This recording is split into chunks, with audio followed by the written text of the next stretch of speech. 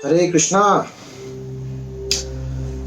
एक बार कुछ डिवोटीज यात्रा पे जा रहे थे बस से, और इन सभी भक्तों ने मिलके बस का जो लीडर है एक नए डिवोटी को बना दिया। मतलब संस्था में थे काफी समय से, लेकिन फिर भी कंपैरेटिवली बाकी भक्तों से थोड़े नए थे।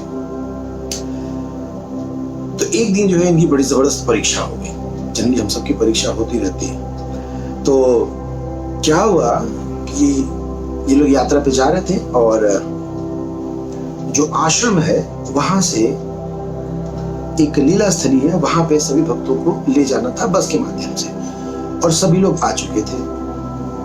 लेकिन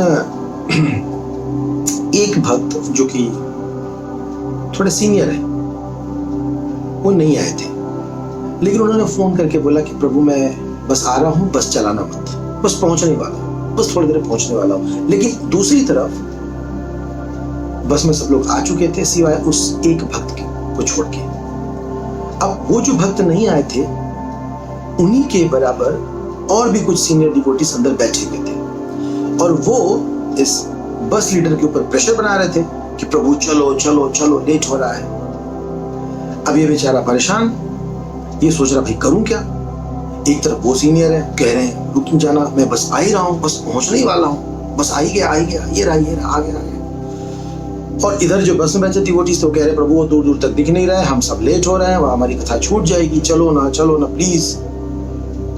अब भाई ये भी सीनियर है, वो भी सीनियर है। अब हमारे ग्रुप लीडर साहब तो फंस गए बीच में, तो करें क्या। इनके ऊपर दबाव बढ़ता जा रहा, तो लास्ट में इन्होंने ये निश्चय किया कि चलते ही है, क्योंकि इधर का प्रेशर ज्यादा था। जब ये चलने को कह दिए बस वाले को और बस स्टार्ट हो गई, चलने वाली थी, उसी समय उस डिवोटी का फोन आ गया, प्रभु मैं आ ही गया, मैं देख रहा हूँ, बस प्रभु रुक जाओ। उन्होंने कहा सॉरी प्रभु जी, ये लोग अलाउ नहीं कर रहे हैं, आप दूसरे बस से आ जाइए प्लीज। ऐसा करके उन्होंने फोन काट दिया। अब लीला स्थली पे पहुंच गए, और वहां पहुंचने के बाद दूसरे बस से वो प्रभु जी भी आ गए। अब प्रभु जी आने के बाद तो लीला स्थली तो दूर, सबसे पहले इस ग्रुप लीडर को ढूंढ रहे थे, एक गया कहां, और इसको पकड़ने के बाद कहा कितने समय से हो तुम यहाँ पे, तुम मुझे जानते हो, तुम्हें पता तुमने कितनी बड़ी गलती की है, वैष्णव अपराध किया तुमने, थोड़ी देर रुक नहीं सकते थे। मैंने कहा प्रभु जी मैं रुकना चाहता था, मैं तो चाह रहा था मैं सबको लेके चलूं, लेकिन क्या करूं, बस में इतने लोग जो बैठे थे सब लोग कह रहे थे कि नहीं चलो चलो चलो चलो, तो मैं क्या करता, मुझे चलना पड़ा प्रभु जी, आप क्षमा कर दीजिए प्रभु जी। उसको डर लग रहा था कहीं वैष्णव अपराध हो गया, भक्ति खराब हो जाएगी, अपराध के बारे में बहुत सुना था उसने। तो वो प्रभु जी कहे कौन थे वो लोग, किन्होंने कहा चलने को, मुझे बताओ। अब वो भी सीनियर थे, ना चाहते भी इनको बताना पड़ा। अब ये डिवोटी जाके उनसे लड़ने लगे, आपने बस क्यों चलवा दिया, आपको मेरे से क्या प्रॉब्लम है, मेरे से कोई शिकायत है तो आप मुझे बताइए, ऐसा कोई करता है क्या, आपको पता है मैंने कितना बड़ा रिस्क लिया, धोती पहन के दौड़ा जाता है, मैं गिर जाता तो, दिस इज नॉट फेयर, आप ऐसे कैसे कर सकते हैं। अब उनकी लड़ाइयों को देख के और सुबह से जो भी कुछ हुआ था देख के, ये जो ग्रुप लीडर थे इनकी श्रद्धा घटने लगी, और ये क्या सोचने लगी कि ये सब क्या हो रहा है, इतने सीनियर लोग भी आपस में झगड़ा करते हैं, लड़ाई करते हैं, इसकी श्रद्धा तो गड़बड़ होने लगी। इसलिए तो पहले तो मन में निश्चय कर लिया कि भैया अब मैं कभी भी ना फ्रंट लाइन से लीड नहीं करूंगा। दूसरा उसने ये भी निश्चय कर लिया कि मुझे लगता है ना मुझे मंदिर चेंज कर लेना चाहिए। एक बार तो उसके मन में ये भी आ गया कि मुझे ना संस्था छोड़ देनी चाहिए, यहाँ पे इतने इस प्रकार के डिस्कशंस होते हैं, इस पर लड़ाइयां करते रहते हैं। इसको अपना भविष्य जो है अंधेरे में दिखने लगा।